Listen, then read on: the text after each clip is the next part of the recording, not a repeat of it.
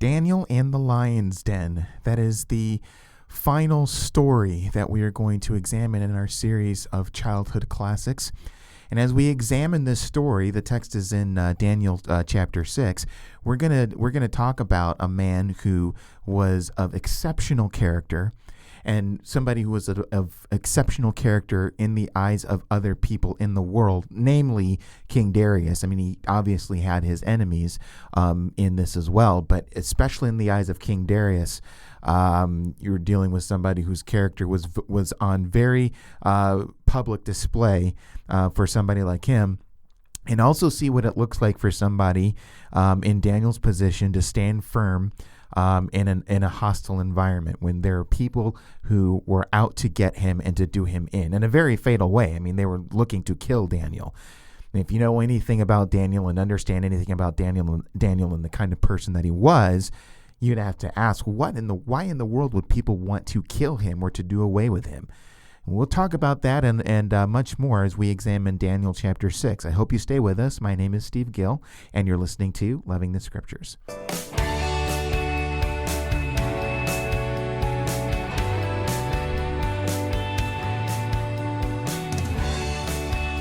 All right, yeah, so we've come to the end of our series on childhood classics, and we're going to close it off here with our examination of Daniel chapter 6, Daniel in the Lion's Den. And been looking forward to coming at this time and looking at this.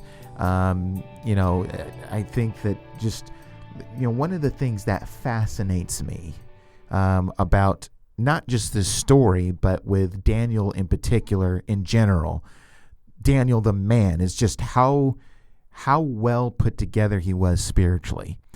I mean, seriously, if you read his story and if you read about him, specifically and particularly in the first 6 chapters of Daniel. Of course, you can get it in all throughout the book, I suppose, but if you're familiar with Daniel, you know that Daniel is split in two in the sense that the first 6 chapters are narratives, and then the second half, chapters 7 through 12, are prophecy. And just even looking at a man like Daniel, I think that you would be one who would just stand amazed at the kind of person that you're dealing with.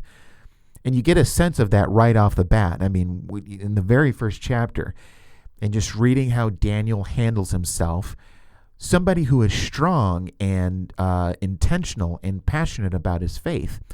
And you get a sense that this is a guy who will not compromise on anything, and which is obviously a good thing.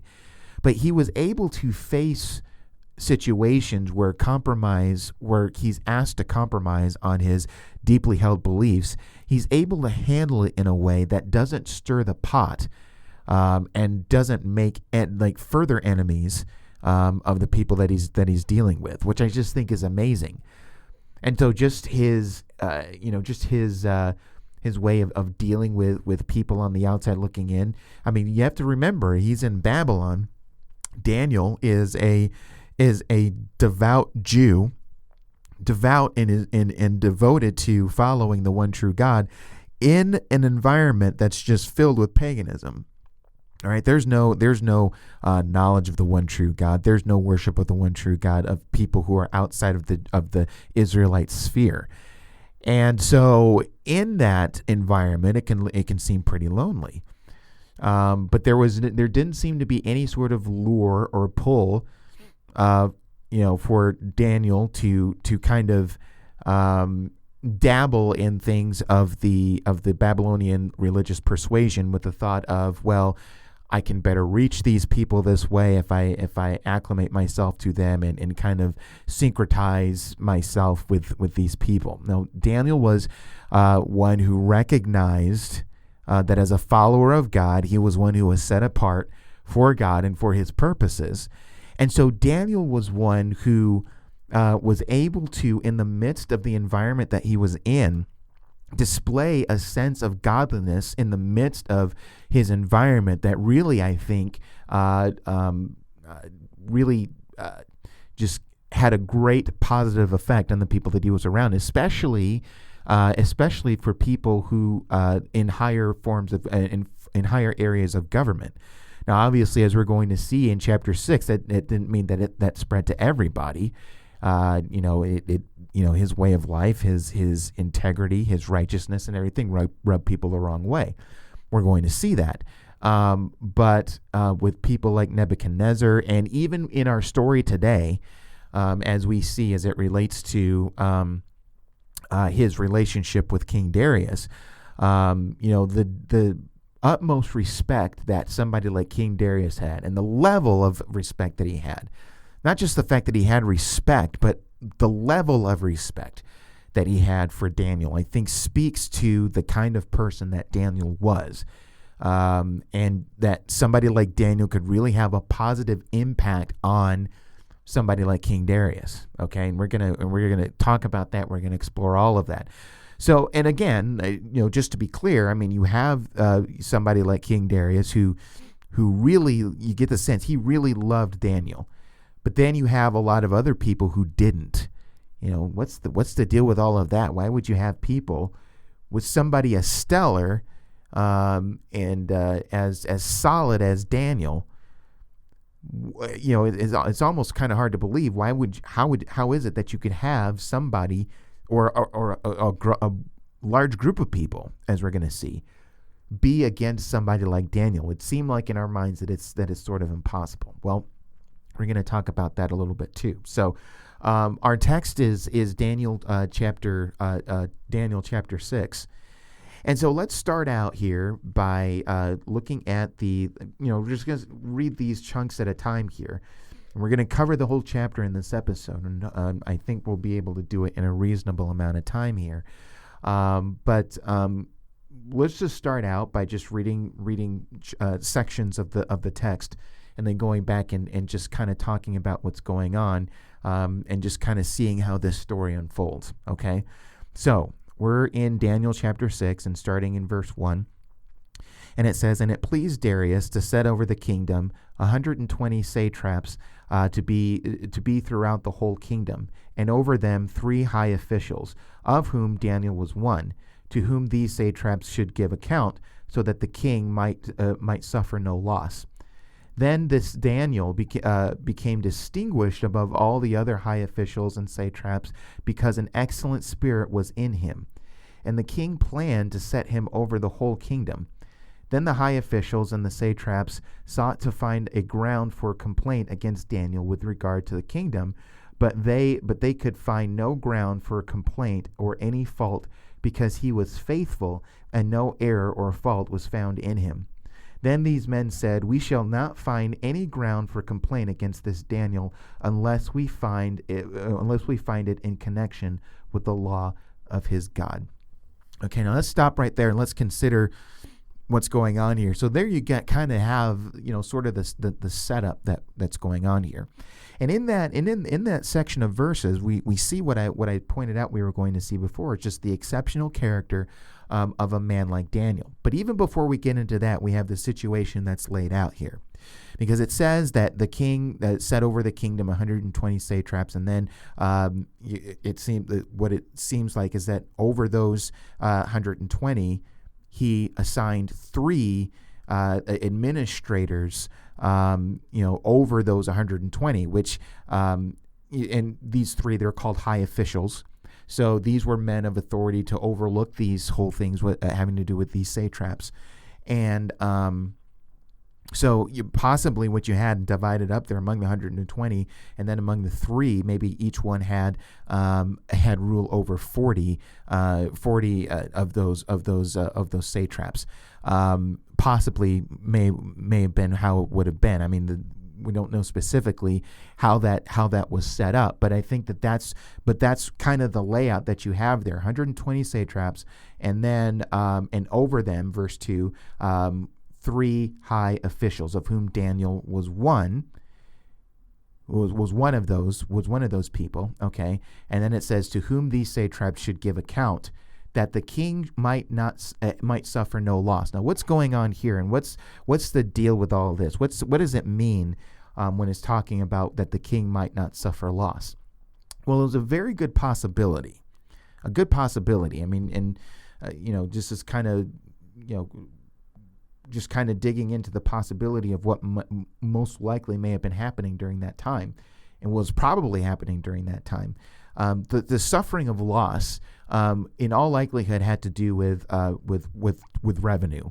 Okay, if we're talking about revenue for the king, we're talking about taxes probably, and so probably in all likelihood, what you're dealing with here was a governmental system where you had these satraps, whose responsibility it was to collect tax revenue throughout the kingdom, and then to bring the revenue to King Darius, whatever was required, whatever like that.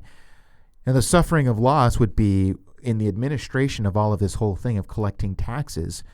You may have had a lot of these people, maybe not all, maybe all of them, maybe not all of them, maybe most of them, who knows, of these people who were collecting the revenues, but instead of giving all of it to King Darius, they kept some of it for themselves, maybe to line their own pockets or to devote that money to something that they cared about politically, whatever that is. Use your imagination. Whatever the case may be, I think King Darius was finding out that he wasn't getting everything that he needed to in the form of tax revenue.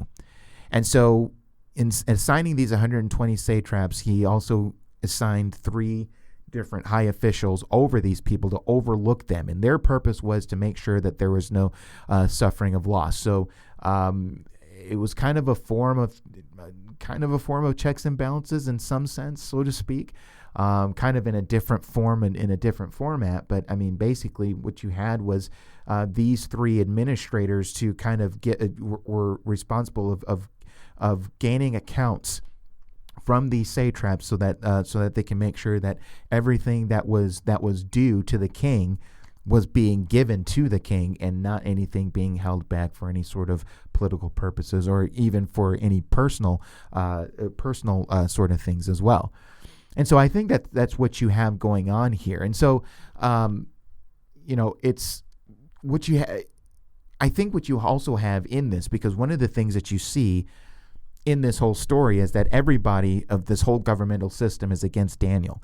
Daniel sticks out like a sore thumb. We're going to talk about that a little bit here in a second. But I think the idea is that you have these satraps who are doing these things. And since everybody is going against Daniel, you get the idea that the other 2 high officials, are not too keen on Daniel either, which may point out the corrupt nature of them as well.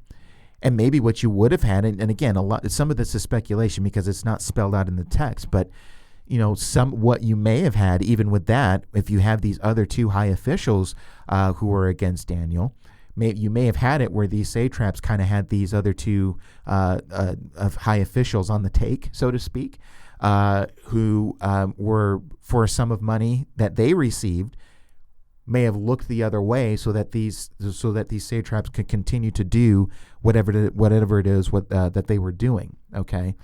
Now, if we understand the character of Daniel, we understand what kind of person he is, we understand that Daniel would not have anything to do with that. Daniel is a man of integrity. Daniel is a man who deals honestly with people. And so with that, we understand that Daniel is not going to be participating in any sort of corrupt business that's going on among these people that would contribute to King Darius suffering loss. So in that sense, Daniel is one who is on an island all by himself, I guess is one thing that you can say. And even when you look at verse 3, if you continue on there, what we saw before there, it says, then this Daniel became distinguished above all the other high officials and satraps. So out of all that governmental setup, Daniel was one who was a cut above everybody else. He became distinguished above all the other high officials and satraps because an excellent spirit was in him. Okay. So what we're dealing with here is not just, let's just put it this way, because I think that term, because he had an excellent spirit in him, is important for us to note. It's important for us to note it because we're not dealing with somebody who was just able to administer governance well. Okay, we're not talking about governing skill. We're not talking about ability so much. I mean, although I'm sure Daniel, had that sort of thing in abundance. But because of his excellent spirit, we see him distinguishing himself out above all the other people who were tasked to govern the kingdom of Babylon. Okay, and the fact that we're talking about an excellent spirit gives lends to this idea, I think, in my mind, that you were perhaps dealing with some other nefarious things that were happening with some of the other government officials. And Daniel, because of his excellent spirit, took his job seriously, carried out his task, carried it out well, and it was able to grab the attention of Darius, just to see how Daniel was able to perform. So I think you may have had performance in there, but the performance wasn't just performance all on its own. It had its root in an excellent spirit. And again, this is something that I told you that was characteristic of Daniel all along. So it's important for us to understand that we're dealing with somebody of noble character. Okay, that's what we're dealing with. We're dealing with somebody of noble character. And if we know Daniel well enough, we know that noble character is very much intimately tied to his walk with God. Okay. And again, you get that sense when you read the other passages of Scripture of Daniel, even before this point. Okay. So we're not just dealing with somebody who's just a moral person on his own. We're dealing with somebody of noble character, and that noble character grows out of that relationship that he has with God. Okay. And so that's what you're dealing with there. Okay, so he had an excellent spirit within him, and he was distinguishing himself. Still in the middle of verse 3, and the king planned to set him over the whole kingdom. So this was going to pay out great dividends for him, just as far as politically, because Daniel was about to get a hefty promotion. Now, this whole thing of setting him over the whole kingdom didn't mean that he was going to become king. Darius was still going to be king. He was still going to be top dog. But I think the way that we would look at this is that second to Darius would be somebody like Daniel, who would rule over not only the 120 satraps, but also the other two administrators, and also have charge over the whole area of Babylon, in different governing purposes and things like that. But I mean, I think the thing that you have here is that there's a hefty promotion, and Daniel is now going to have charge in a very significant way over the whole land of Babylon. Okay, so with that setup that we see here, we see what we have here in verse 4, where it says, "Then the high officials and the satraps sought to find a ground for complaint against Daniel with regard to the kingdom, but they could find no ground for complaint or any fault, because he was faithful and no error or fault was found in him." Okay, so let's notice first of all the angle that they come at this with. Okay, now just out of nowhere, it just kind of seems like what you have going on here is that, all of a sudden these people just decide to go after Daniel. But again, we have to understand what we're possibly dealing with, just as far as the background of what's probably going on here. Plus maybe a sense of envy and jealousy, because Darius has a very strong positive eye on somebody like Daniel, right? And is planning to set him over the kingdom. And nothing like this is being exercised from anybody else. And you have to understand that Daniel is not Babylonian, right? He's an Israelite, obviously. We know that. And this foreigner is going to be over the entire kingdom. And what is that to say about all these other people who are not Israelites? These other people who are of the satraps and the high officials, they're not Israelites. They're Babylonians, just like everybody else. And so all these things coming together, I think you have this situation where these other government officials saying, we can't abide by this. And so the way to stop this from happening, okay, is to do a little investigating, do a little digging to find a little bit of dirt on their political rival, their political enemy. Now, while all this is going on, I don't think Daniel has a clue of anything that's happening behind closed doors, okay? And actually, I think that Daniel doesn't have any idea. It isn't going to have any idea, even up to and through the point when he's captured to be thrown into the lion's den. Okay, we'll talk about that a little bit later. But all of this is happening among the other people. Daniel is just kind of on the outside. He's shut out, and everybody else is talking among themselves. And they come up with this idea. It's like they have to find some sort of complaint against him to stop this whole thing of Daniel excelling in his position, right? And also to get rid of this man of high character, because if there's nefarious things going on among these people, then Daniel, because he performs very well, and he performs very well because of the character that he has, then he poses a potential threat to everything that they want to try and accomplish for themselves. So they have to get rid of him. So they try and dig dirt. It's really no different than what you see today. You see this in the political world, people trying to dig up dirt on somebody. What sort of affairs did they have? I mean, did they solicit the company of prostitutes, that sort of thing. Right nowadays, it's more along the lines of what can you find on Twitter. And that's not just with politicians, by the way. That's for a lot of people who are in the public eye. And it's sometimes, you have a news story that comes up where somebody was able to unearth a tweet that somebody had tweeted 1 billion years ago about something that's, that now today people would consider highly offensive. And so the person, who did the tweet would be forced to say, hey, that was bad of me, I apologize. They apologize for a tweet that they tweeted like 5 or 6 years ago or something like that. And you have all sorts of things that go on, and usually this comes from people who aren't really offended by what was in the tweet from so long ago.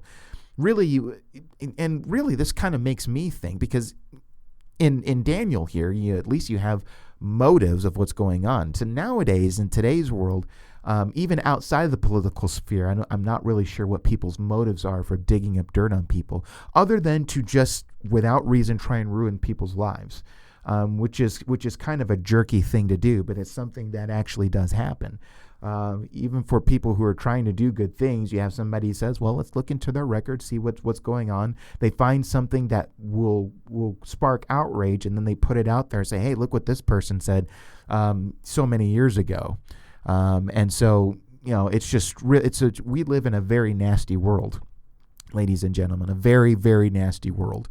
But this isn't anything new. Okay. The motives might look a little different, between now and then. Again, and I'm talking about even like outside the political world. Inside the political world, actually, it does kind of look the same.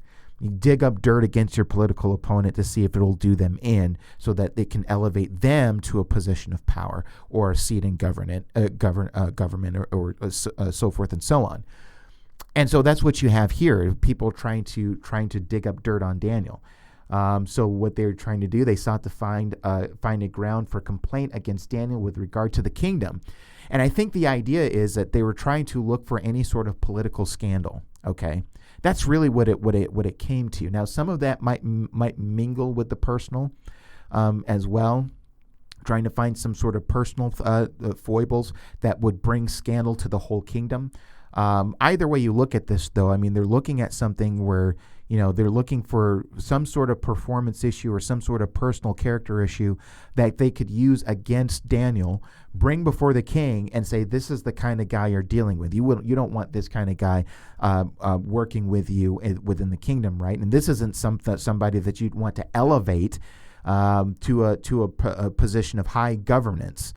That's what they were after. But as it says there in the middle of verse 4, they could find no ground for complaint or any fault, because he was faithful, and no error or fault was found in him.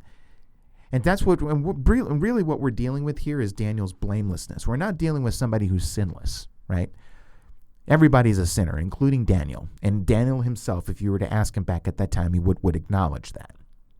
But we're dealing with somebody who's blameless, somebody who doesn't have a pattern of character behaviors that leads into scandal or bad behavior or whatever the case might be, of anything that's negative, looking into his record and seeing that there's a consistent pattern of good behavior, righteous living, integrity, and everything like that. And all of this stems from Daniel's faithfulness.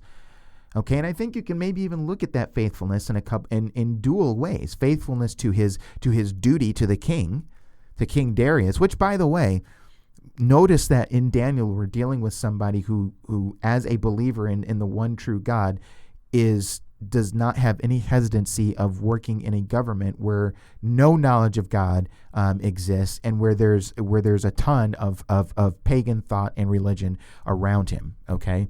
So it's okay for someone like Daniel to do something like this. And again, I think, as we're going to talk about later on, I think Daniel exercised a lot of influence, particularly with somebody like King Darius.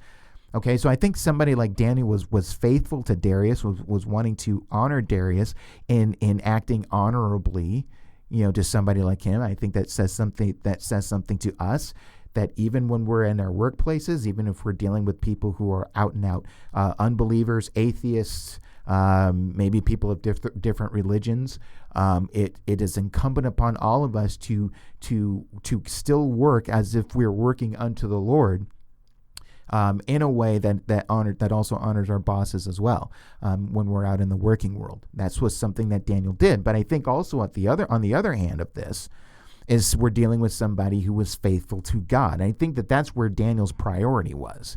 Okay, and so that's where his mindset, that's where his mentality was, being faithful to God. And his faithfulness to God led into him being faithful to King Darius and all of his duties.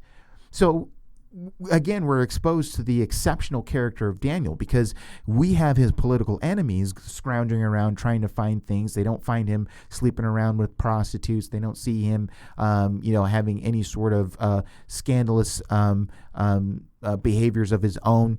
Probably didn't even have him getting a speeding ticket, if there was such a thing, if he drove a chariot or something like that. Who knows? But they had a hard time trying to find anything against him. Okay. And so notice here, when we get into verse 5, you're in a good position when something like verse 5 happens to you. So in verse 5 it says, "Then these men said, 'We shall not find any ground for complaint against this Daniel unless we find it in connection with the law of his God.'" Daniel was of such great character that the only way that these people could get to him was by way of his integrity. And if it had something to do with the law of his God, they know that they could get him. Now, this actually tells us something. This tells us that these people knew about Daniel's religion. They knew about, they didn't know personally, but they knew about the God that he served. And they knew the devotion by which Daniel served the one true God. And I think the angle that they used to approach this whole thing is that they understood that Daniel would not budge in anything having to do with him abandoning the law of God or abandoning the commandments of God. I think they knew that already, which indicates, again, that they knew the devotion that Daniel held when it came to following the one true God. Okay, which also means that Daniel's righteous living, his integrity, his faithfulness was on display even in the midst of his political enemies as well. Now, ideally, we would hope that such displays of righteous living would have a positive effect on everybody. But I think that we know that realistically, in a lot of cases, it doesn't. And that in some ways, it has a very opposite effect. Now, here's where we get to this whole thing of, we look at Daniel, we understand what kind of person Daniel is. And we just ask, man, why would somebody want to do Daniel in? Daniel is such a magnificent guy. He's a remarkable guy. And then you have these people who are bent on getting rid of him.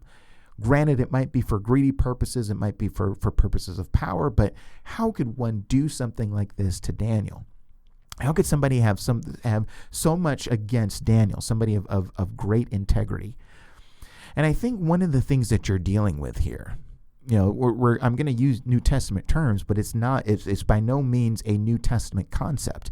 I think it's something that's been true ever since sin came into the world, and there's been this divide between righteousness and unrighteousness, and that's the whole matter of light shining in the darkness.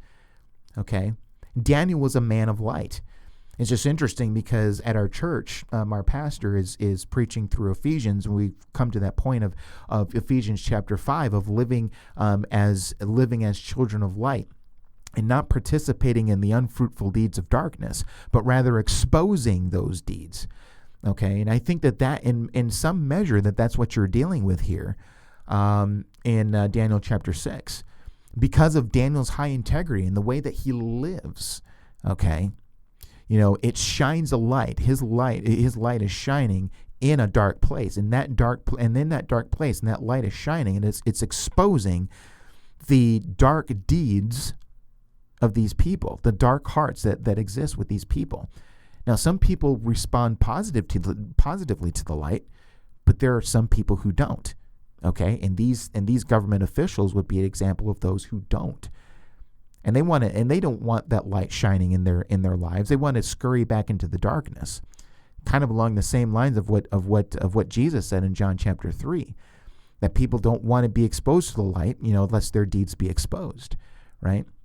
So it just leads to further darkness for some of these people, and these people of high governing position would be an example of that. And so I think that's why you have this persistence of these people of going against Daniel.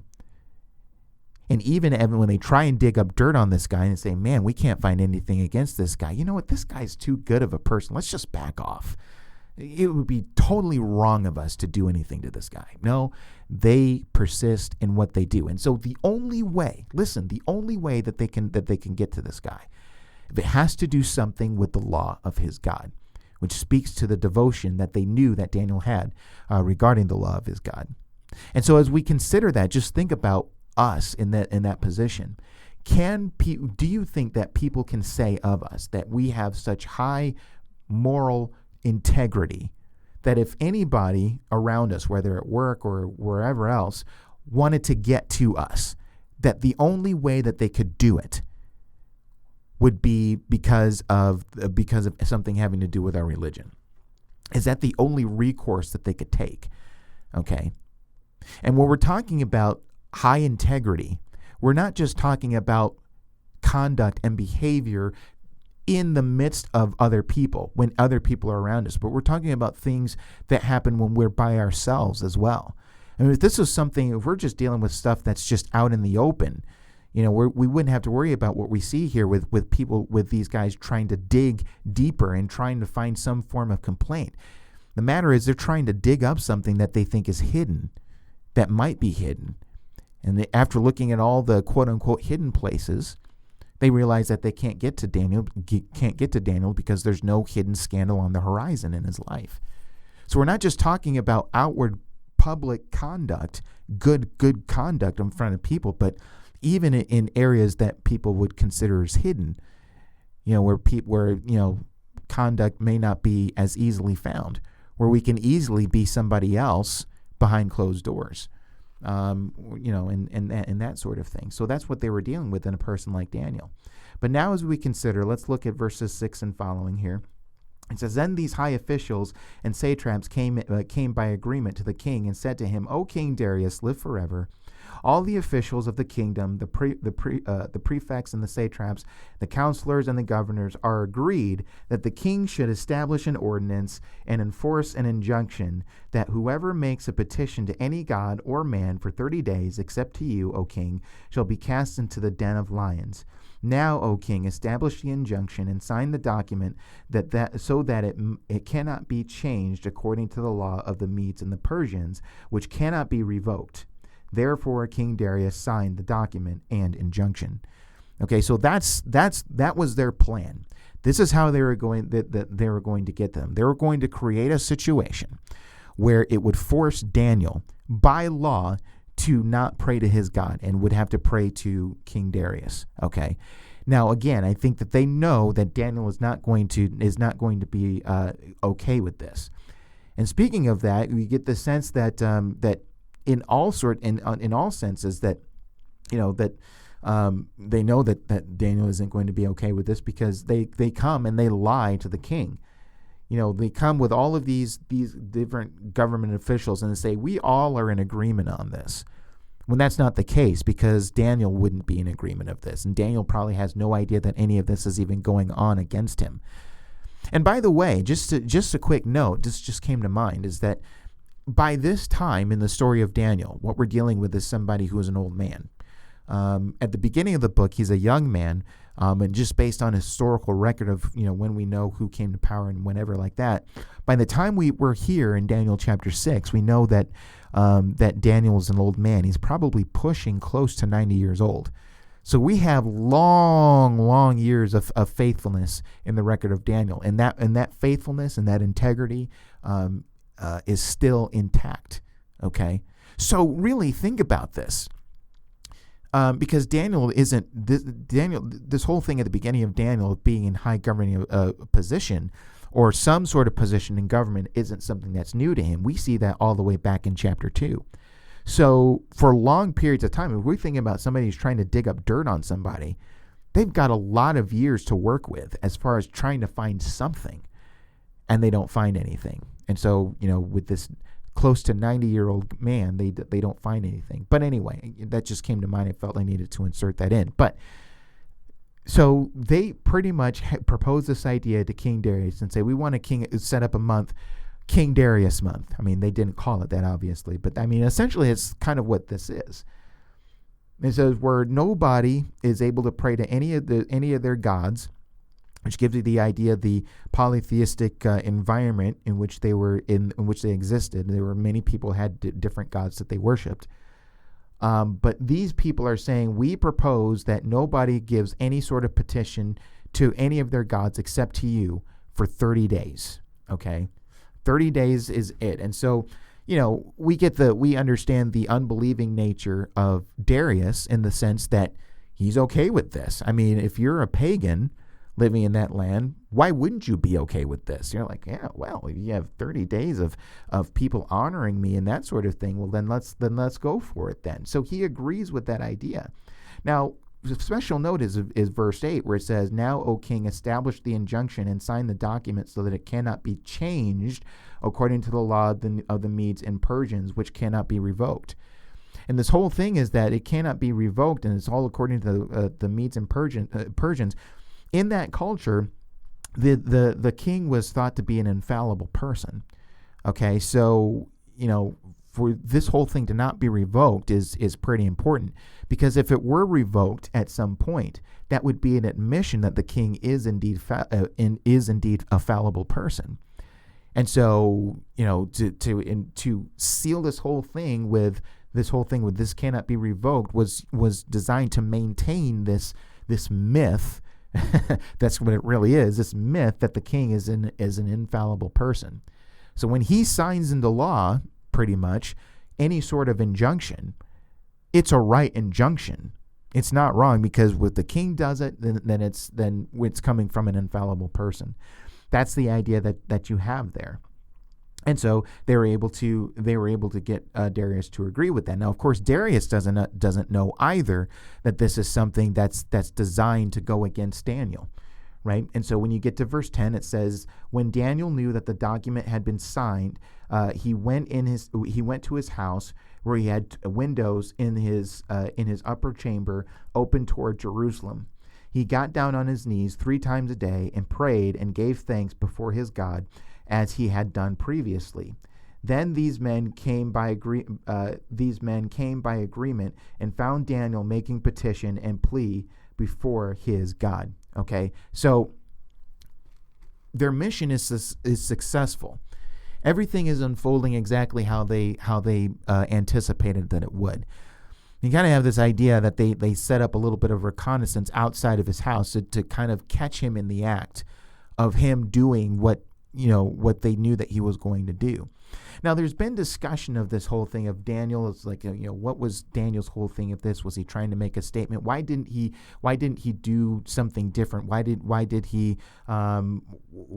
change his behavior or something like that and still pray to his God and everything like that? And so there's discussions as far as the uncompromising nature of him and just kind of being a display to other people on the outside as he continued to do these things. And there's a large part of that discussion that I personally think isn't very necessary. Because again, he understands that this injunction has been signed by the king and that it is now law, that for 30 days no petition shall be made to any god except to King Darius. He understands that, he knows that. But what you understand and what you see here is that this is something that he's been doing all along. As it says there in the middle of verse 10, he said he got down on his knees 3 times a day. This wasn't just once, it wasn't twice, it was 3 times a day, and prayed and gave thanks before his God as he had done previously. So this is something that he's just been doing even before this whole injunction came into being. And since we're dealing with a situation where I think that Daniel, even at this point, doesn't really understand that this whole thing has been put into effect, because the motivation behind it is to catch him in the act so that he would be thrown into the lion's den. Daniel is just in the habit of doing this, and he can't help but doing it this way. He can't help but do this, and so he continues to get down on his knees and pray and everything like that. Plus, you have to understand, you have to think about this for a second. This whole law is put into place, right? But Daniel is in his own home, and in his own residence. Now, you might think from a logical perspective, how is something like this, how is this injunction going to even be enforced? I mean, unless somebody is used to praying out in public, which we don't get the sense that was Daniel's thing. I mean, he got down on his knees 3 times a day in his own house. But how is something like this enforced if people are doing it within their own home? Now, granted, there's an open window, but even with that, I mean, I would think that somebody would have to be looking pretty hard to kind of catch somebody praying to or giving petition to a god instead of to King Darius. Somebody would have to be looking pretty hard in order to do that. Otherwise, how would somebody catch this sort of thing? I mean, we're not talking about wiretapping or bugging somebody's house. That sort of technology didn't exist back then, obviously. So Daniel, it was just, why would he do anything different? He's in his own home. He doesn't know that these people are out to get him. And so therefore he doesn't know that people are looking very hard at him. And so they're able to see through his window what he's able to do. And not only that, they're probably able to hear what Daniel is actually saying in his prayers. And so they say, aha, gotcha, we got him now. Now, one thing that I want to point out that's very noteworthy here, it's still again in the middle of verse 10. He said he got down on his knees 3 times a day and prayed. So he did pray like he usually did, and part of that prayer in the immediate context, you'll see this later, is that he was asking God for help, right? With this whole thing going on, obviously this is kind of a crisis time with this whole thing coming up, and so he wants to pray to God, and I think he's praying to God for help. But notice what else he does there, and gave thanks before his God. And you might think, with everything that happened with this new law coming in, what is there to give thanks to God for? But listen, this is so, because if we put something like this in 21st century American terms, I don't think you'd see this sort of thing happening. Number one, I may be wrong, but I don't think I am. But number one, I don't think you'd have a reaction of Christians in America saying, hey, we need to pray about this. Given past experiences of things where pressure is put on Christians regarding certain things, regarding their faith, you don't have a call to prayer. You don't have people praying and saying, we need to pray and ask God for help. We have people who are saying, how could the government do this to us? How could these people do this to us? Trust me, I hear it all the time. And if that's the case, not only would you not have people praying, but you don't have people praying and asking and giving thanks to God in the midst of this whole thing, which is also noteworthy, which also gives you this understanding that Daniel was able to maintain a worshipful heart. Okay? Even in the midst of this time that's not ideal, Daniel is able to maintain a worshipful, thankful, great heart of gratitude and giving thanks to God. Again, that tells you something about somebody like Daniel, right? And so I just think that that's kind of amazing. Now, his enemies see him doing this, and so they have all the information that they need. And so I guess in verse 11, here's where I got the whole thing of praying to God for help. It says, then these men came by agreement and found Daniel making petition and plea before his God. So Daniel was pleading this whole thing. And some of it might have been pleading in the sense of keep me safe, that sort of thing. And, that may have been an element to it. But again, if we understand the kind of person that Daniel was, I wouldn't be surprised if one of the things that he was praying for was that this whole thing would be reversed so that God's name would be praised and be when people would make a petition to him instead of to King Darius or any of these other gods. I think maybe out of a spirit of jealousy on behalf of the one true God, Daniel was distressed that this whole thing was even a reality, because that meant that people were giving their pleas and their petitions to Darius instead of to the one true God. Maybe that's a possibility. I'm just speculating on that there. But it says there, it says in verse 12, it says, then they came near and said before the king concerning the injunction, O king, did you not sign an injunction that anyone who makes petition to any god or man within 30 days, except to you, O king, shall be cast into the den of lions? They're setting him up here. I mean, the setup has already been established, but again, so that he can repeat it from his own mouth, so that there's no wiggle room out of this and saying, well, I meant to say this. They come to Darius and say, isn't this what you did? Didn't we do all of this? And the king answered and said, the thing stands fast according to the law of the Medes and Persians, which cannot be revoked. So even Darius is acknowledging the permanency, the irreversible nature of this law here. The irreversibility in the sense of this is going to be taking place for 30 days. After 30 days, then it's over with. But verse 13, it says, then they answered and said before the king, Daniel, who is one of the exiles from Judah, pays no attention to you, O king, or the injunction you have signed, but makes his petition 3 times a day. So if they finally got what they needed, and they bring their case before the king, they got the king to acknowledge from his own mouth, just to establish this, just to be sure. He says, yes, this is what has been enacted into law. It cannot be revoked. And they say, well, Daniel doesn't pay any attention to you. Remember, that was something that the enemies of Shadrach, Meshach, and Abednego said to Nebuchadnezzar. These people pay no attention to you. And not only do they not pay attention to you, they also, by extension, don't pay attention to the injunction that you set forth. Just the words are just so devious here. And so he says, we caught him, and he's doing these things 3 times a day. Now, the king has just said this cannot be revoked.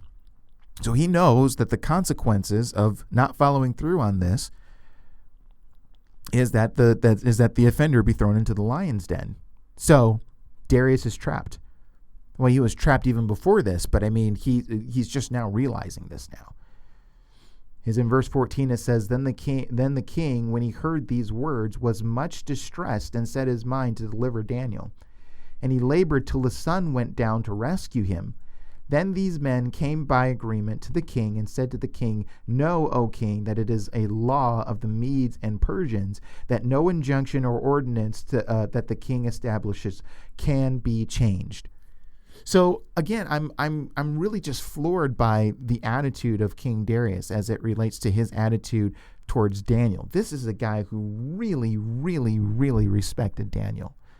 Okay, so that when he finds out that Daniel was deliberately breaking the law, Darius wasn't, how could Daniel do this? He was such a trustworthy guy, and then he pulls this stunt and doesn't pay attention to me or this injunction. He's like, oh no, not Daniel, not Daniel. And so it says there, he tried his best to try and save Daniel. Whatever that was, or what he tried to do, the text doesn't say, but it says that he set his mind to try and deliver Daniel. And it says that he was much distressed. He was much distressed. It wasn't just oh, shucks, man, well, I guess them's the breaks. He's like, oh, man, not Daniel. I mean, this really cut him to the core. Now, you get the sense that Darius trying to find a way to save Daniel, whatever that was, I don't know. Then again, the text doesn't say. His enemies were noticing that there was this waffling, because again, they reminded him of the rules in verse 15. He says, "Know, O king, that that it is the law of the Medes and Persians that no injunction or ordinance that the king establishes can be changed." It's almost like they're laying it out there to remind him, in case he comes up with this wild idea to try and get around this whole thing. He said, King Darius, let me remind you. You can't change this. You cannot change this. And so in Darius's mind, there's no other choice. So when you get to verse 16, it says, "Then the king commanded, and Daniel was brought and cast into the den of lions. The king declared to Daniel, 'May your God, whom you serve continually, deliver you.' And a stone was brought and laid on the mouth of the den, and the king sealed it with his own signet, and with the signet of his lords, that nothing might be changed concerning Daniel. Then the king went to his palace and spent the night fasting. No diversions were brought to him, and sleep fled from him." So you see just how much this distressed King Darius. We saw in words that it said that it distressed him. Now we see, everything that's going on here. So he goes through the whole rigmarole of what he's supposed to do. He seals the whole thing with his signet ring and everything, which shows, again, the irreversibility of this whole thing. It cannot be changed. Daniel is thrown into the lion's den. But notice here the words of Darius. It says, "May your God, whom you serve continually, deliver you." Notice that term, "whom you serve continually." I think it struck Darius very significantly, this whole thing, that Daniel was one who was not willing to put his service to the one true God on pause. That he was dealing with a guy who will serve God continually, no matter what injunction was put into law, no matter what document was signed that said that you had to put aside prayer and petition to your God. I think that's we're dealing with this. Something was one. I mean, I think there are a lot of things that would stick out to Darius, but this is one of them. And it's expressed by what he says: "May the God whom you serve continually deliver you." And maybe there's this hope that Daniel's God, let's see if he's powerful enough to pull through and save him. And this is a deep-seated inward hope, I think, that we're dealing with Darius.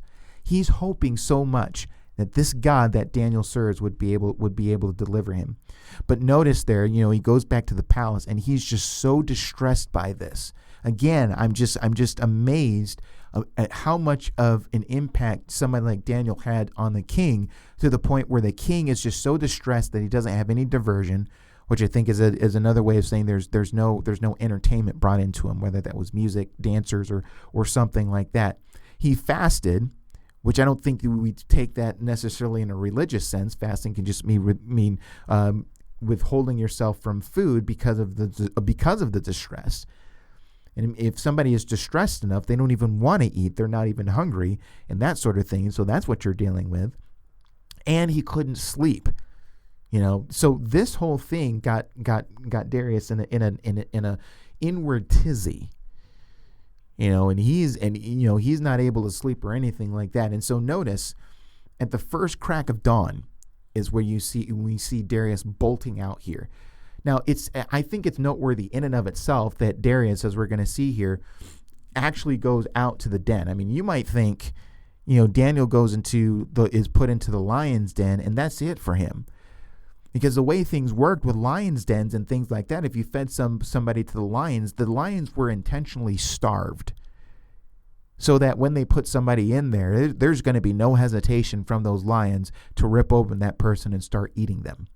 Okay, that's the idea. As soon as Daniel is put into the lion's den, it's not going to take long, ideally, from how this was supposed to work, for that person to be eaten up by these lions. Okay, and so, but even so, you have this glimmer of hope, I think, within the heart of Darius, with this glimmer of hope, hoping that Daniel was delivered by his God, and he would have thought that any sort of deliverance would come from his God, because there's nothing that Daniel could do humanly to keep himself from being eaten by lions. Lions are bigger and stronger than people are, right? And they by their very nature, as carnivores who are hungry, they're going to look at that human and they're going to eat him or her. So in verse 19, it says, "Then at break of day, the king arose and went in haste to the den of lions. And he came near to the den where Daniel was. He cried out in a tone of anguish. The king declared to Daniel, 'O Daniel, servant of the living God, has your God, whom you serve continually, been able to deliver you from the lions?'" And so, you wonder what's going through his mind as he's asking this question. He's saying, am I going to hear silence, or am I going to hear that voice? Well, he hears the voice, and it must have been music to his ears, because in verse 21, Daniel answers. It says, "Then Daniel said to the king, 'O king, live forever. God has sent his angel and shut the lions' mouths, and they have not harmed me, because I was found blameless before him, and also before you, O king. I have done no harm.' Then the king was exceedingly glad." Yeah, I'll bet he was. He was exceedingly glad and commanded that Daniel be taken up out of the den. So Daniel was taken up out of the den, and no kind of harm was found on him, because he had trusted in his God. It's kind of along the same lines of what we saw a few months ago, not months, but a few weeks ago, when we were looking at Shadrach, Meshach, and Abednego when they were pulled out of the fiery furnace, where no harm was on their hair wasn't singed, and no smell of smoke was on them, and things like that. Kind of along the same lines, except we're not dealing with a fiery furnace. We're dealing with a lion's den. And it says that there was no kind of harm that came upon him. And notice what it says there. It says, because he had trusted in his God. Wow. So now we're dealing with somebody of obviously, I think we're aware of this. We're dealing with somebody who was a man of faith. We're dealing with somebody, to use the words of Peter in the New Testament in his epistle, to describe what Jesus did when he suffered. He entrusted himself to him who judges righteously. We're dealing with somebody who trusted in God and trusted in him, and that no matter what happens, it was in the good hands of God, and that whatever happened, it was according to his will, and his will is perfect, which means that he was delivered. Great. If not, great. It's still a part of God's will. And whatever that will was, Daniel put his trust in the Lord, and as far as what would happen. Now, by the way, I should mention, and I think we should establish this, is that in reading this doesn't mean that every believer in God and every believer in Christ is going to be delivered from hostile hands. I think we know that. Even the Bible will attest to that in narratives in the Bible and things like that, and even with history today. Not everybody is spared from this, but I think that what we're dealing with here in Daniel's case is something. This is something that just kind of came to me just recently when I was looking through this again, and it's something because that I hadn't considered before and had overlooked for so many times that I've read through this story in times past. But I think that what you're dealing with here is a God who is looking at, who is extending this whole thing and orchestrating the situation to reach out to grab hold specifically of King Darius. Okay, and that's one reason why Daniel is spared from the lions, so that God's power of deliverance can be made evident there. And here's one thing that I want to point out to you here. It's based on what Daniel says here. Again, it says in verse 22, "My God sent his angel and shut the lions' mouths. Remember, these are lions that are starving. They're hungry. So miraculously and divinely, God sends an angel to shut the mouths of the hungriest of lions, to go against their very nature in order for Daniel to be preserved. But it says, my God has sent his angels and shut the lions' mouths, and they have not harmed me, because I was found blameless. And we talked about the blamelessness thing before him, and also before you, O king. I have done no harm. Now, what is that all about? I can understand the whole thing of, because the lions' mouths were shut, because I was found blameless before God. I understand that part. But then he goes and he says, and also before you, O king, I have done no harm. I think that this is whole thing of, in your eyes, I haven't done anything. I haven't done anything harmful or hurt you, anything against you. Even though Daniel did actually blatantly and deliberately disobey the injunction that was put in force, Daniel says that I didn't before you. I didn't do any harm, and I think that is tied into the reason why that Daniel is expressing as to why the lions' mouths was closed. Before the eyes of God, he was blameless, and before the eyes of the king, he had done no harm and no hurt. Now, what does this imply? This is what I was thinking of earlier, is that, listen, what would it have looked like if Daniel had caved in to this? Not that he had any temptation to. We don't get that sense from the text. But just imagine with me for a second what that would have looked like if Daniel, under pressure, wasn't able to stand firm, and he just said, you know what, I got to follow through with this, and I got to put my following of the one true God on pause in order to fulfill this edict of the king. Now remember, Daniel has very close association with King Darius, and I have no doubt that by word and deed, Daniel has had very positive influence on Darius as it relates to Daniel's God, and communicating the things of God and having that displayed in good conduct before the king. Now, when the heat gets turned up, if Daniel were to just say, I got to give in, and I will give in, what would that say to somebody like Darius? Well, Daniel's not as devoted to the Lord. And maybe it is okay in the eyes of his God to be able to do things like this, so that he doesn't get killed. And that starts to shift Darius's thinking, in the sense that, worship of the one true God maybe isn't all that big of a deal. His God allows these sorts of things to take place, and that does harm, in the sense that it derails the testimony of Daniel that had been established all along.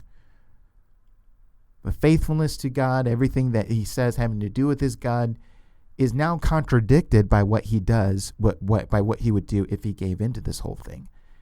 And now what would Darius think? What would Darius think of everything that he had seen before up to this point? After the 30 days are over, what can you say?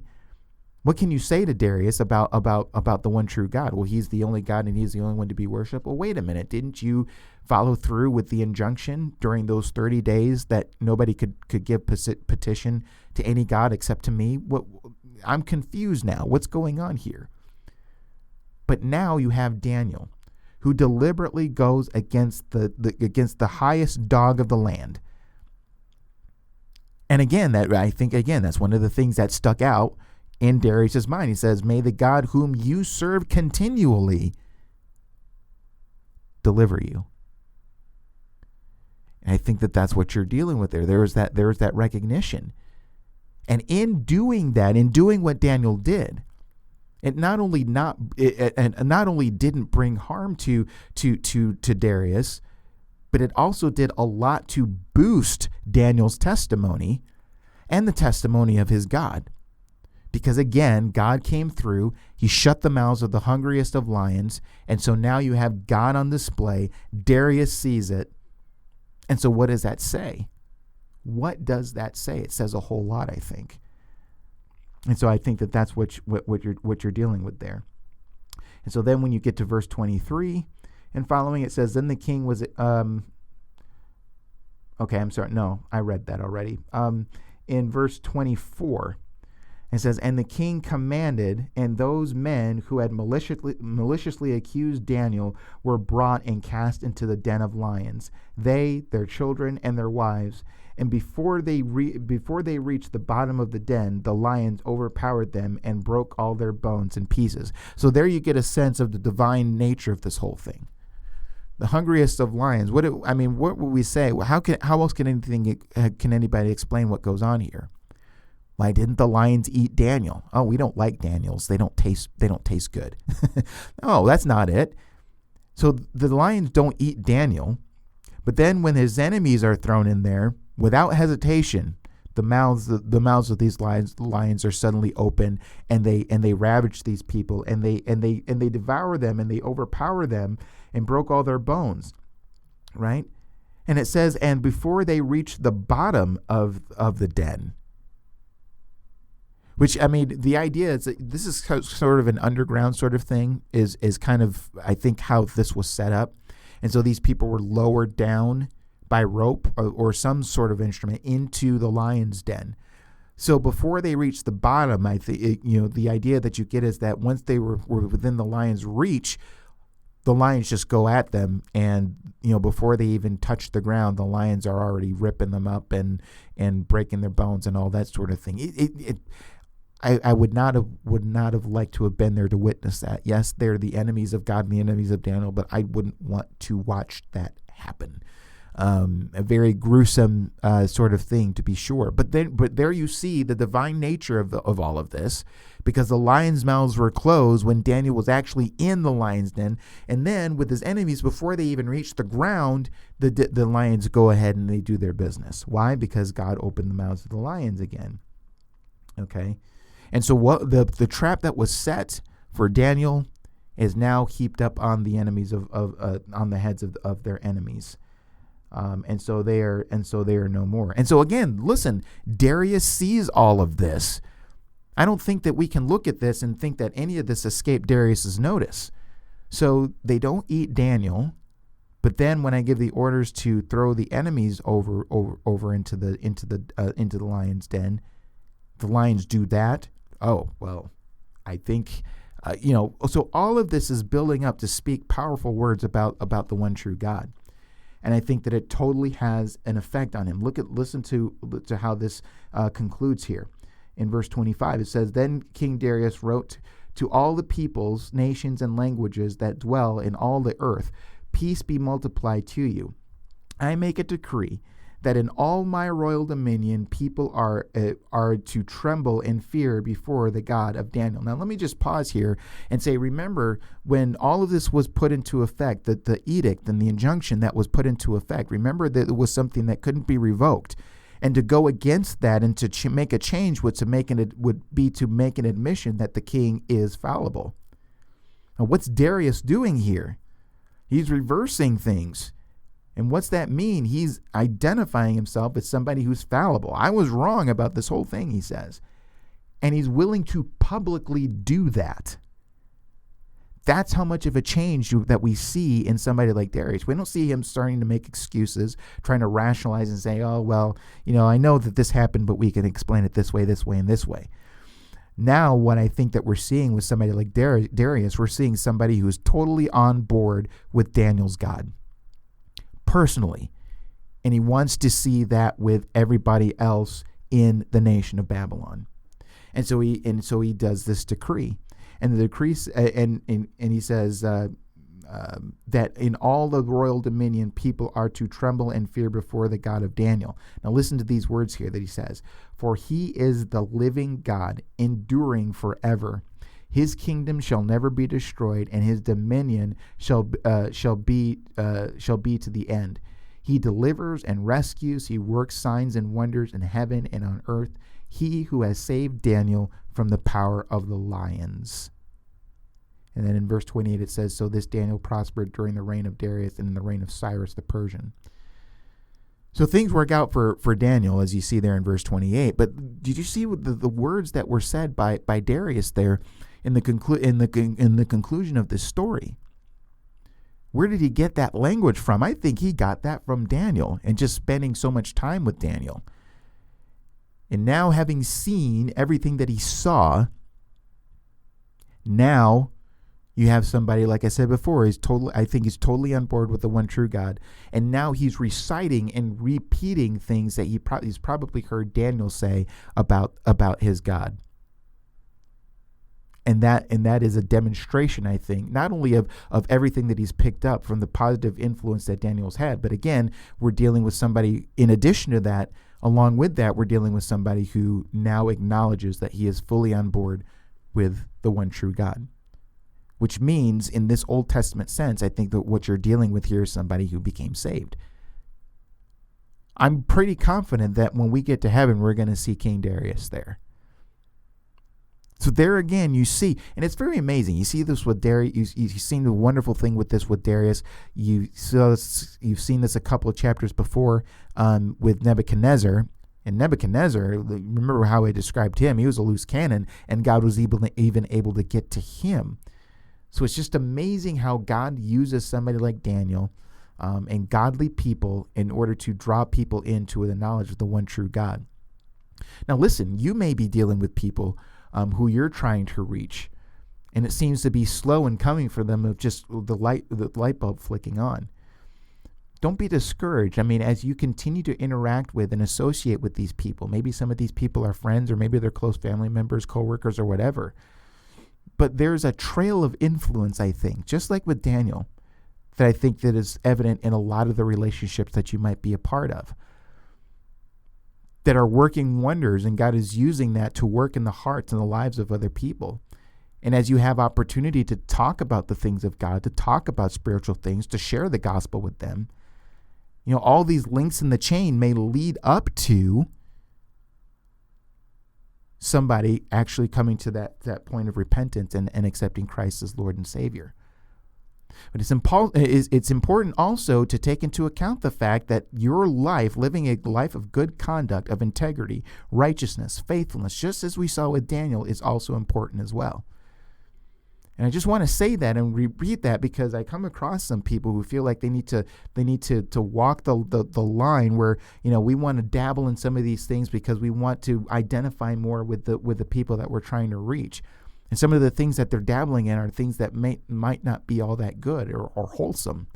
You don't have to do that. There's something to be said about being holy and distinguishing yourself. Remember, that's the term that was used to describe Daniel earlier on in chapter 6. Somebody being distinguished outside of the other people around them. You can be such a person.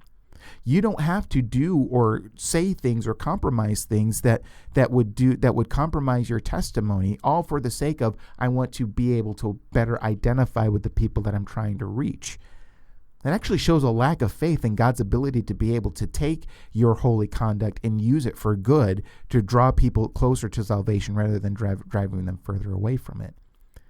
So Daniel is a wonderful example. And not only that, I mean, we're just talking about what it looks like for, trying to reach people for Christ and everything like that. But again, one of the big things that we see with Daniel, we see what it looks like to stand firm in the midst of hostility. You weren't dealing with somebody, listen friends, you weren't dealing with somebody who was easily rubbed the wrong way because of a law, a contrary law was put into effect that went against his lifestyle, against the one true God. He just continued to do what he normally did. And he was willing to face the consequences of that. And by his level-headedness, he ended up making a statement to King Darius. And I think that is truly important. What you see here, listen. What you see here, I doubt you're going to see in a majority of Christians in America if something similar to this were to happen. I may be wrong about that, but I don't think I am. And I just go by past experience on how people respond to even just some of the silly things that people say about Christians. And people get all hot and bothered and offended by that. And You've heard me say this before, and I'm just going to say it again. Folks, grow a thick skin. My goodness gracious. It's just amazing to me. And when I just see those sorts of things, I line up a possible scenario in 21st century America, and I line up what I see here in Daniel chapter 6, and I have to ask myself, would I see the same thing? And I say I doubt it. Would I see the same thing with myself? I got to include myself in this whole analysis too. And I pray for myself that I would be the kind of person of Daniel's caliber who exhibits himself in ways like this. But you know what? It all comes out of a very tight, intimate relationship with God where trust is built, where I can put my faith and my trust in him in any situation and in any circumstance and in any scenario, so that when something like this comes up, I can be like, it's all in God's hands. And I can continue to do what I do because that's what's honoring and glorifying to God. I'm not going to start wasting my time and start trying to fight the system. I'm just going to if there's an avenue legally where I can do that, maybe I would do that, but I'm not going to kill myself trying to get some of this stuff reversed if it's going to take away from my dedication and my time of building my relationship with God. Because who knows? God can use that as a testimony to those people on the outside looking in. You might have a situation where there's that reversal that happens, just like it was with in Daniel's case. Whatever the situation might be, God has your back. Now that doesn't mean that He's going to deliver you He's going to deliver you out of every harrowing situation. He might.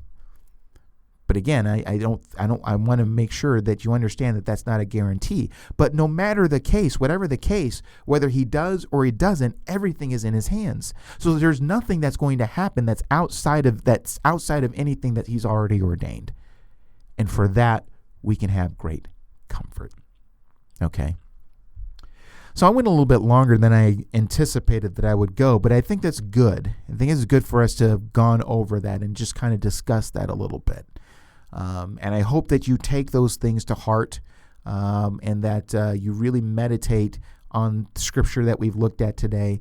Pray to God, ask what other things that He can reveal to you from our examination of the text, and see what He shows you, see what He tells you. So anyway, we will leave it there. Okay, if you enjoy this show and you haven't done so already, I would encourage you to subscribe to my show on Apple Podcasts. You can also access the show on Google Play.